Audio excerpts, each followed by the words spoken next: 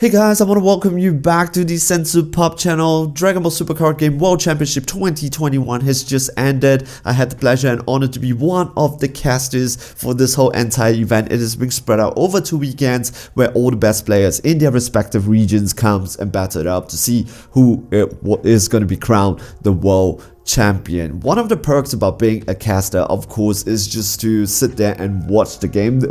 I really like it, and you are able to share your perspective on the game and hear the other casters on their perspective of the game. But because you have to focus on the games, you get to see, especially at an event at such level, you get to see the strategies of all these players, like top players being played at the highest level. But more than just that, what I really like is to see how all these players respond to their opponent's strategy. So this is going to be the video where I am going to be sharing what I've learned over this casting this whole entire event, what I've learned from all the best players in the world on how to counter the metas and strategy.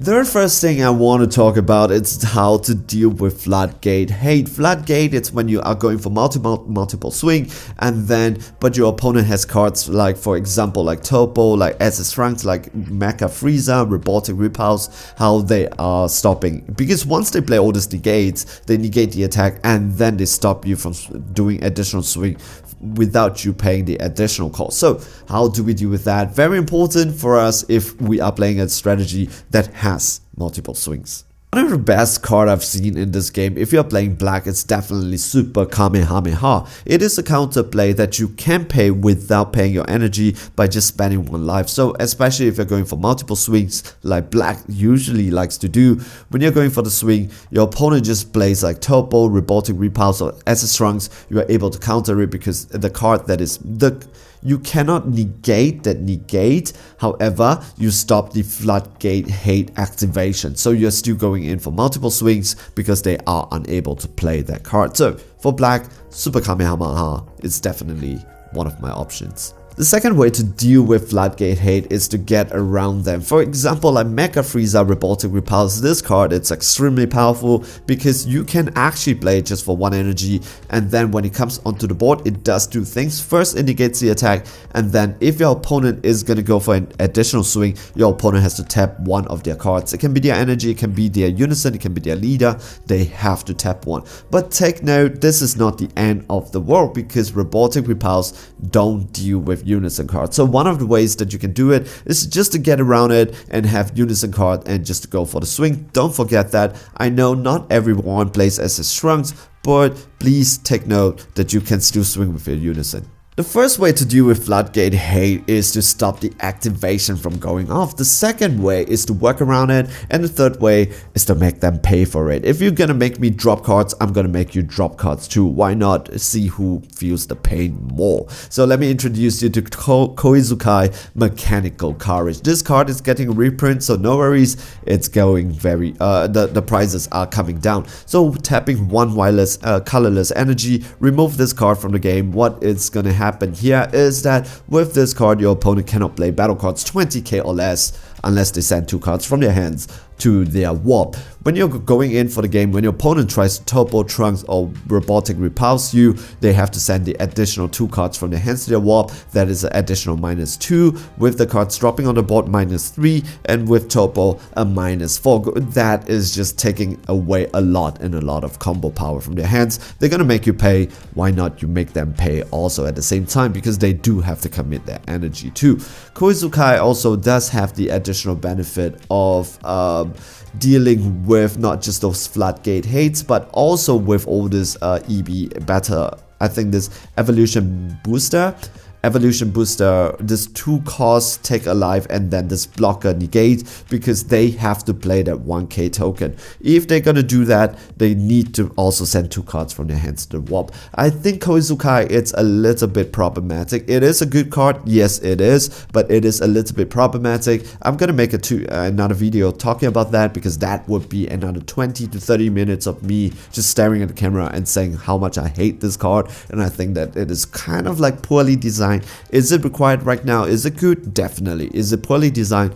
I think it is too. So look out for just keep a watch out for this video, all right, for that video. So click subscribe and the notification bell if you have not done so.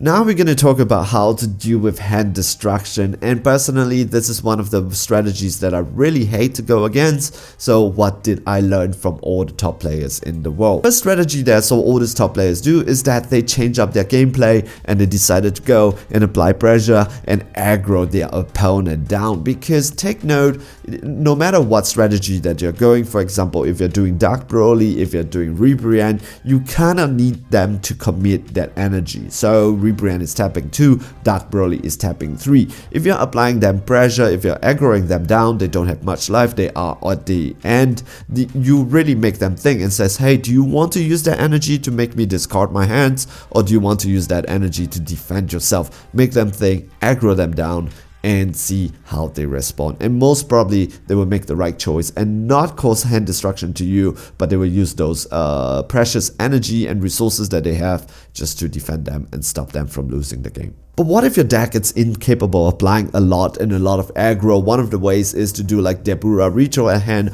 or Son Gohan, Trusted Ally. All these cards are because if your opponent just wants you to dump cards, you take these cards, put it into your drop area. With Deborah, you tap 1, he comes back into play, you draw 2 cards. With Son Gohan, automatically it comes back into play and you draw that extra 1. You know, Son Gohan is a 4+0+5k, you know, it's just a 4k, it cannot swing, but guess what? This was the card that won. This was kind of like the card that won the game. Not this version, but Vegeta that won 3rd and 4th place. But what if you're the hand destruction player, which you should not be, and your opponent is playing with Deborah and Gohan and all these cards that makes your hand destruction strategy not working that well? Well, let me introduce you to some of the ways that I also saw all the Cell Search player does to handle all this situation. Guess what? It is going to be Koizukai once again, because Koizukai prevents any battle card from 20k or less from being played. So that also applies to Deborah, that also applies to Son Gohan or Vegeta, like Trusted Ally. So when they are being played from the drop area, your opponent, guess what? They have to send the additional 2 cards from their hands to their drop. It's not once per turn ability, every single card that they play, they have to do that. So basically just negating the whole strategy. The third way to deal with hand destruction hate, if you are a hand destruction player, it is to focus on random discard instead. So this is a strategy that I noticed from Jeremy, our French player who's playing Cell Search. Whenever the first game he does mega hand destruction, but after his opponent has a chance to sideboard for game 2 onwards, he stops the hand destruction, and what he does is that he actually focus on random discard. What do I mean by that? Take a look at these 2 cards. For example, Ribrianne, Punishing Passion, tap 2, your opponent chooses. So this gives your opponent a chance to pick Deborah, your opponent a chance to pick Son Gohan, to discard it just to gain back that card. However, he focused on Cell of Destroying Kamehameha that says that it's not your opponent choose, you choose at random, so your opponent takes that chance for them to use all these cards. Of course, there is a chance that you will randomly snipe one of those cards. However, you take away the chance. Now this is more random. So he removed that, and then he used cells of Destroying Kamehameha. And one of the things is he also switches it up. Instead of using the energy just to pay for Ribrianne, Punishing Passion, he decides to draw his hands too. Because guess what? If your opponent's hands is less than you still have the bigger chance to win the game. So now you use the energy and says, okay, now I'm just gonna be more efficient. I'm just gonna draw cards and I'm gonna snipe your cards at random now. So this is his strategy, and it works really well because Jeremy, our French player, is placed 3rd in the whole entire world. So what about blue? When it comes to blue, dealing with them, it's usually their very powerful counterplays, like this as a Shrunk God Ceiling technique that has the ability to bounce anything that you want to play back into your hand. The answer is actually really simple. Just go for deflag. You want to have cards with deflag, bonus if it has multiple swing, and bonus if it has hand destruction as well, because blue does not have a lot of access to card draw. So Rosie, Blast Manipulator, deflag, this card is really putting in a lot of work because it is a triple attack that when she plays, she has deflag, so most of the blue counterplays cannot affect her. And at the same time, she can go for triple attack that can wither down either the opponent applying pressure or just wither down their unison card. I hope those informations are very helpful for you and would improve your gameplay. But now we are going to be talking about some cards that I noticed that's putting in a lot of work over the World Championship event. The first card I want to talk about a bit has been putting in a lot of work. This is going to be Lord Slug Super Namakian. 20k barrier when he is in rest mode and Born 2. Your opponent cannot add cards from their deck to their hand using non-leader skills. This card itself is just simply amazing because it just prevents your opponent from drawing a lot of cards. But if this card is in rest mode, your opponent cannot even use their super combo. So when you're going to play the swing and then you're going in for the game, this card, it's in rest mode, it provides the 20k barrier swing, and then when you are just swing with all your other cards, you just simply disable your opponent's super combo. Yes, they can get the 0 plus 10k, that is really good, but they cannot recycle cards and they cannot draw cards. So this card itself simply amazing. But what if you are going against this card? We do not just stop there, because I'm going to show you, like, if you're playing green, one of the best ways to remove this card is to turn 1 just play Demigra Unison of Sorcery. This card, it's also really good because there is just simply no way to remove marker from this card, and then just get to your -3, -3, and then just remove Lord Slug from the board and just remove another battle cards on the board for them, and then you are able to go for free. You are just simply getting so much value out of your Demigra, because your Demigra is actually 1 energy, and for Lord Slug Super Namakian, yes, it is 1 energy, but some setup needs to be done. Also, we have to talk about the new secret rare that is putting in a lot of effort, having a lot of showing in a lot of recent high level events. This is going to be Pawn Time Petromate, and this card itself, it's just simply good, because this is usually a 0 battle card, and your opponent cannot attack with battle cards for the turn once you activate this counter. So if your opponent is going for floodgate, this lady is just going to come down, and she is just simply amazing.